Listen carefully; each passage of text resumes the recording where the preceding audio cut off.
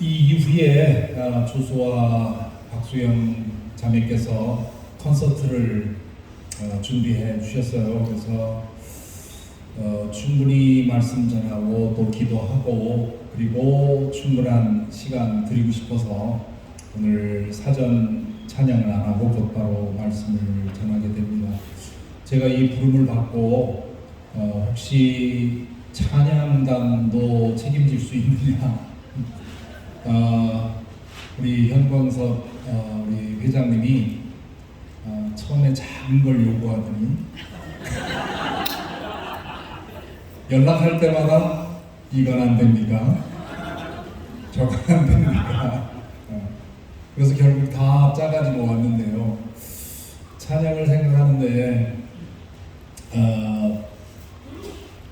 이렇게 찬양 팀이 와서 하는 거는 좀 어려울 것 같고 어떻게 하면 좋을까 생각을 하는데 조수아 자매님이 생각이 나서 조인해 줄 수 있으니까 부탁을 드렸는데 이렇게 와주셔서 우리 박수영 자매님과 함께 은혜롭게 인도해 주셔서 감사합니다. 아마 젊은 분들은 그냥 가득 찬 밴드로 꽝꽝 울려가면서 뜨겁게 정신 빼놓고 노래 찬송하는 것을 원할 텐데 이것도 좋죠? 해보니까 그리고 제가 음악은 잘 모르는데 박수영 자매님의 키보드가 제 아내가 좀 알거든요. 정말 훌륭하다고 얘기를 하고 또 조수아 자매님의 음색에는 묘한 구슬품이 있어요. 그래서 제가 아주 즐겨 듣는 그런 분 중에 하나입니다. 참여해 주셔서 감사하고 이제 끝나고 나서 우리 함께 그 찬양을 즐기는 그런 시간이 되었으면 합니다. 우리는 첫 시간에 바울의 선교의 동력이 무엇인지를 생각을 해보았습니다. 그리고 어제 둘째 시간에는 바울이 선교사로서의 삶을 살면서 무엇을 추구했는지를 생각을 해봤습니다.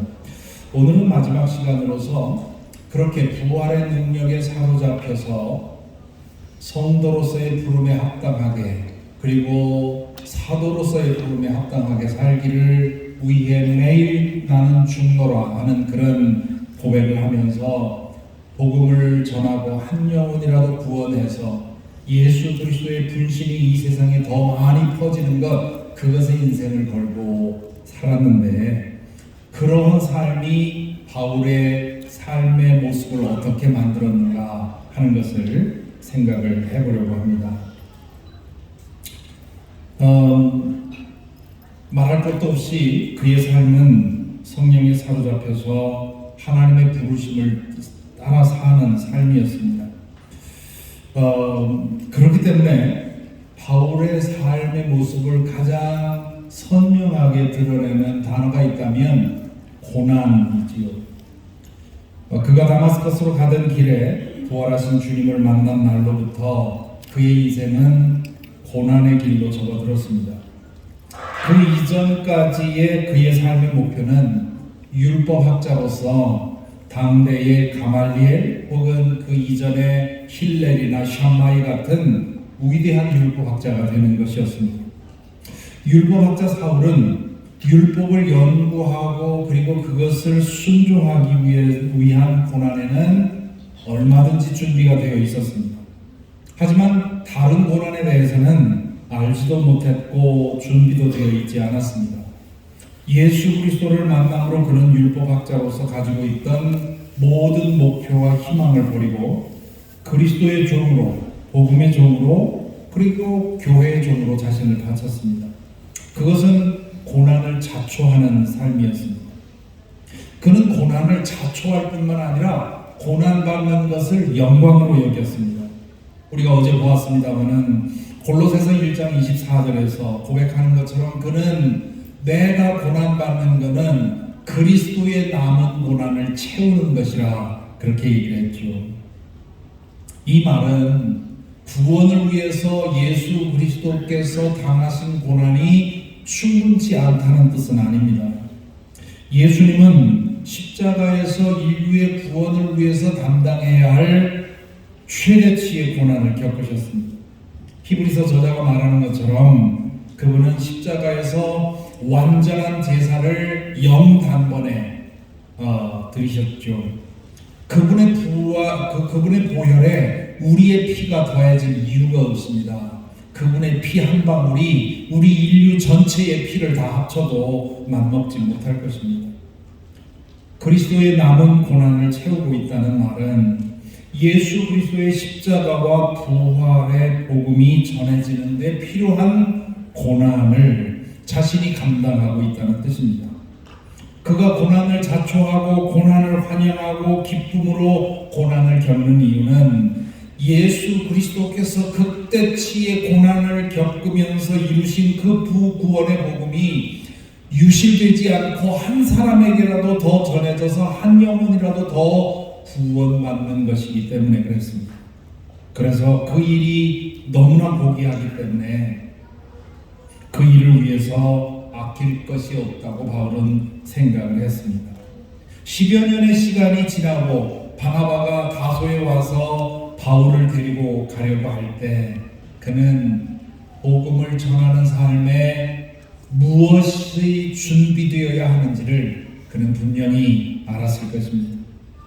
선교사로 살아가면서 그가 당했던 고난에는 크게 4가지 종류가 있습니다.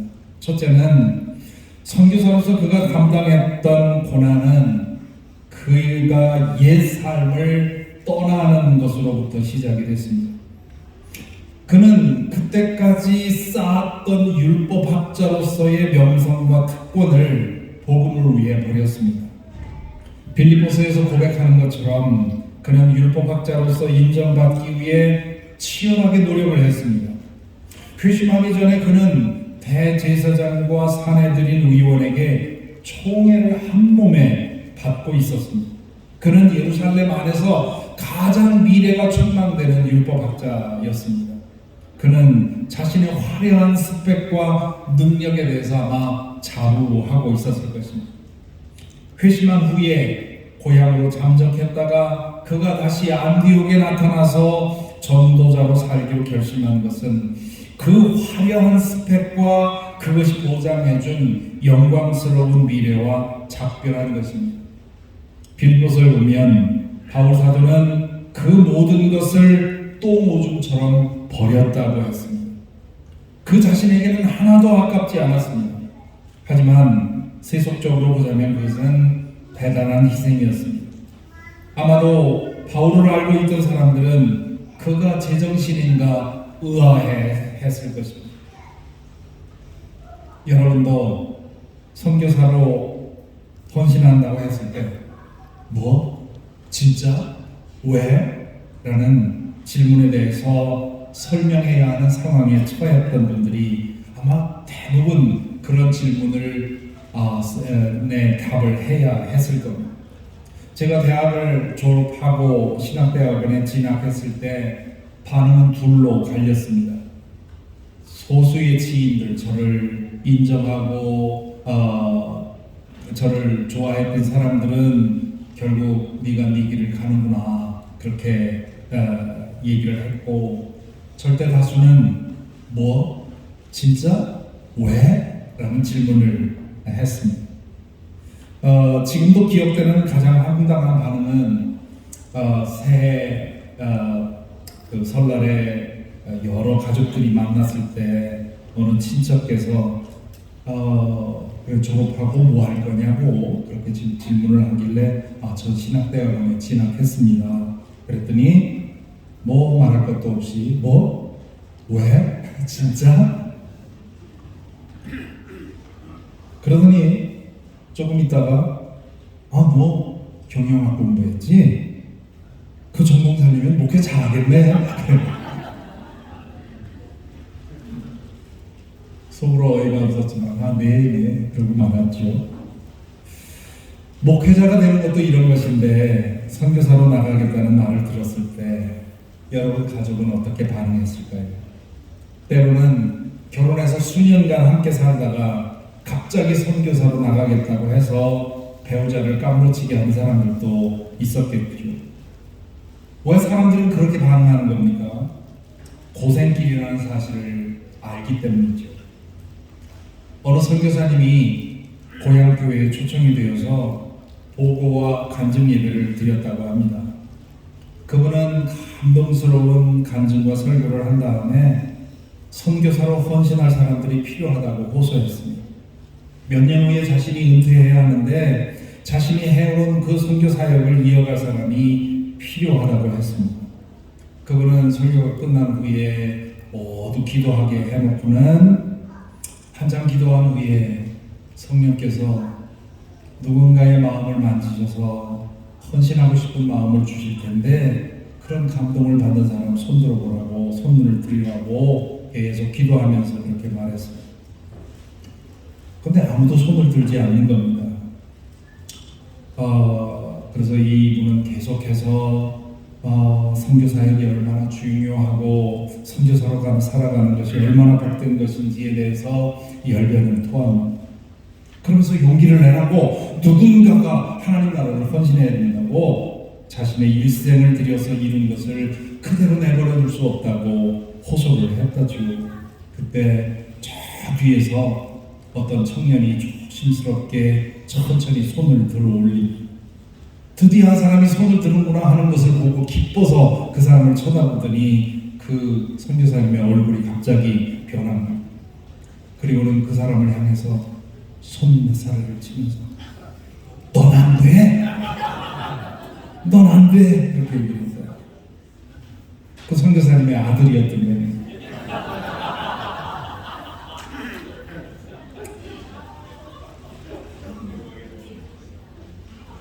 공감이 되죠? 우리 선교사님의 자녀들이 이곳에서 함께 지내면서 난 이건 못합니다 하고 돌아서는 것, 그런 모습을 볼 때 얼마나 마음이 아픕니까? 전도자로 살기로 한 바울의 결심은 이렇듯 가족과 지인들에게 충격을 주었을 것입니다. 바울의 생애를 생각할 때 한 가지 궁금한 것은 왜 누가도 바울도 자신의 가족들에 대해서는 한마디도 언급하지 않았을까 하는 것입니다. 회심한 후에 고향에 내려가서 수년간 살았던 것을 생각하면 그의 가족이 분명히 살고 있었을 것입니다. 그의 가족은 어떠했고 그가 예수 그리스도를 믿게 되고 마침내 선교사로 그 촉망되는 율법학자로서의 미래를 내버리고 선교사로 나가겠다고 했을 때 그 가족이 반응이 어땠는지 그게 기록이 되어 있었더라면 참 좋았을 텐데.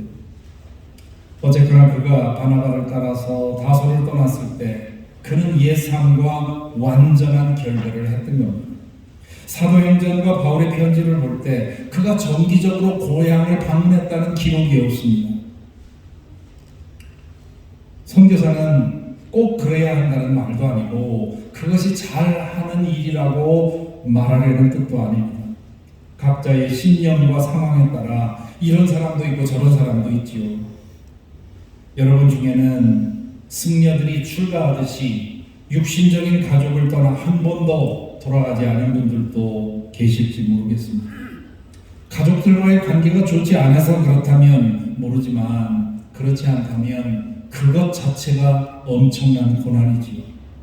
최근의 의학자들은 외로움이 만병의 근원이고 현대인들의 건강을 위협하는 새로운 팬데믹이 외로움이라고 하는 지난 3월에 미국의 서전 제너럴이 그런 얘기를 했습니다.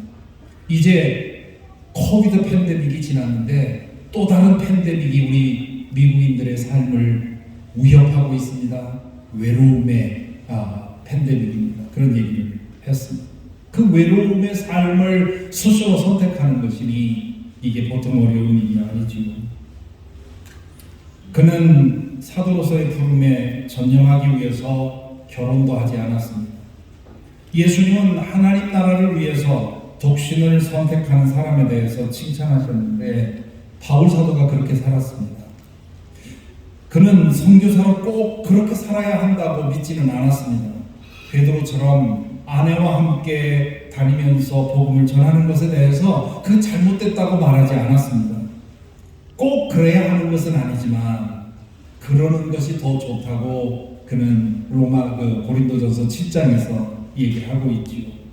그는 믿는 이들이나 부름받은 이들에게 결혼하고 싶으면 결혼하고 하라고 권했습니다. 하지만 가장 좋은 것은 자신처럼 독신으로 살면서 하나님 나라를 위해서 전력 투구하는 것이라고 했습니다. 아마도 여러분들 중에도 결혼하기 전에 선교사로 부름을 받으신 분들 중에는 독신을 심각하게 고민해 본 분들이 계실 것입니다. 아마 이 중에 독신으로 계속 선교 사역을 하시는 분들도 있겠죠. 저는 목회자로서의 삶을 생각하면서도 한동안 독신을 하나의 옵션으로 두고 기도했었습니다. 저는 정치적으로 어려운 시기를 보냈기 때문에 개신교 목회자들이 천주교회의 사제들처럼 이 독재 정권에 대해서 예언자적인 목소리를 내지 못하는 것은 가족 때문이라고 생각을 했습니다. 그렇기 때문에 내가 목사가 되어서 예언자적인 그런 음성을 내야 할 때 두려움 없이 내려면 가족이 없어야 되지 않는가, 독신으로 살아야 되지 않는가 생각을 했었습니다. 제가 그 옵션을 내려놓은 것은 운명의 여인을 만나서다 라고 거짓말을 해서는 안 되겠죠. 제가 예언자적인 사명보다는 목회자로서의 사명을 더 중요하게 여겼던 것 같습니다. 한 믿음의 공동체의 일원이 되어서 같이 살아가기 위해서는 가정을 가지는 것이 더 낫다고 생각을 했던 것 같습니다. 그리고 어렸을 때부터 제 마음에 가졌던 꿈 중에 하나는 행복한 가정을 일구는 것이었습니다. 저희 부모님이 그렇게 좋지 않은 그런 상황 속에 사신 것은 아닌데 그래도 평균적으로 보면 상당히 좋은 관계 속에서 사셨는데도 불구하고 저는 정말 행복한 가정을 가질 수 있으면 좋겠다 그런 생각을 했었죠. 그 꿈을 포기하기 싫었던 것 같습니다. 그렇게 결정하는데 바울의 글이 하고 싶으면 하라고 하는 바울의 글이 도움이 되었던 것 같습니다. 다소를 떠난 후에 바울 사도는 끊임없이 움직여 다니는 삶을 살았습니다.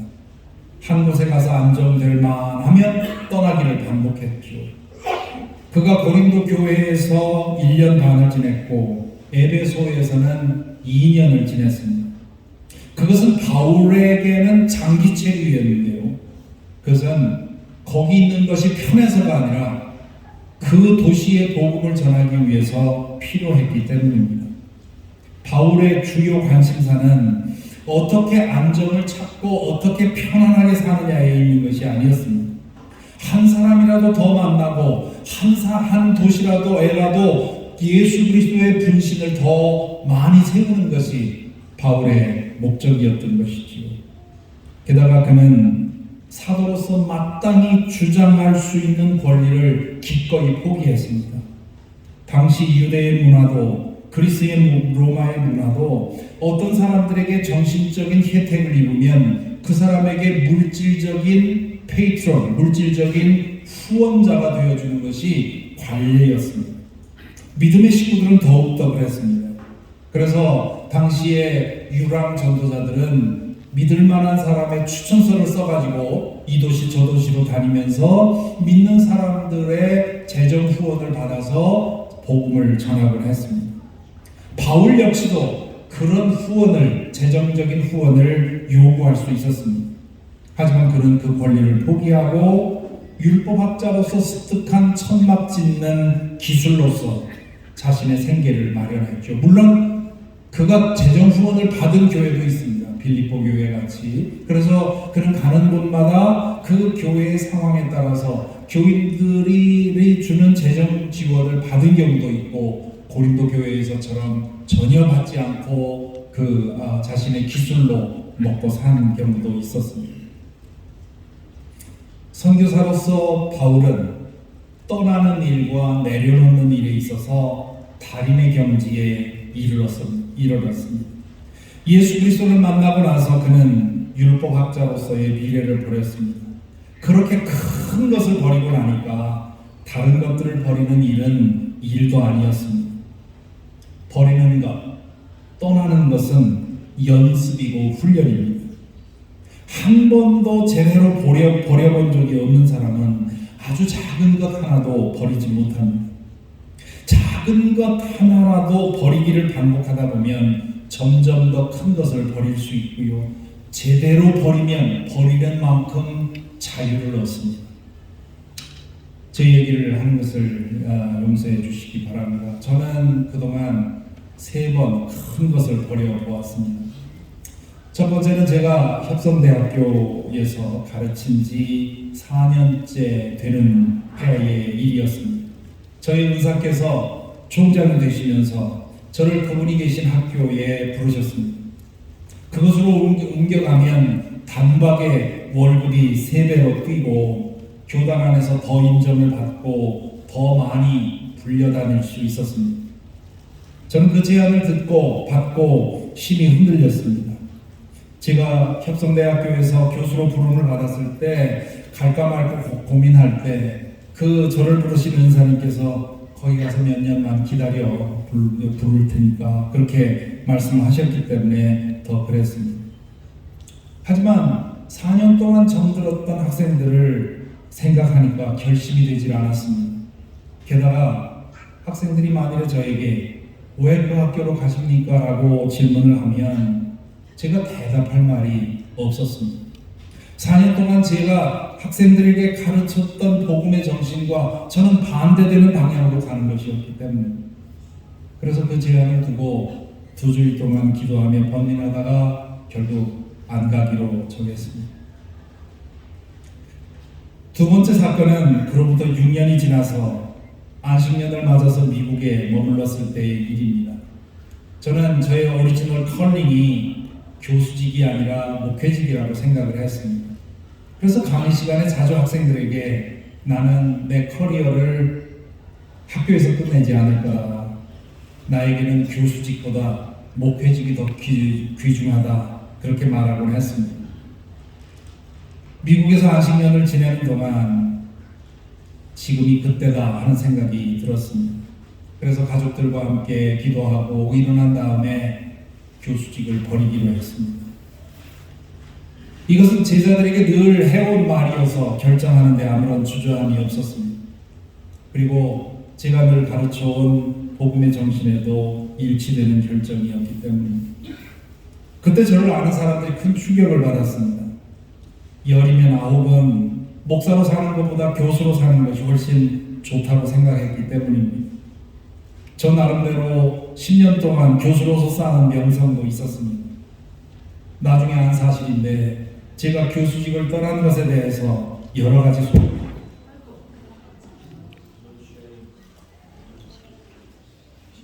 잠시 기도하겠습니다.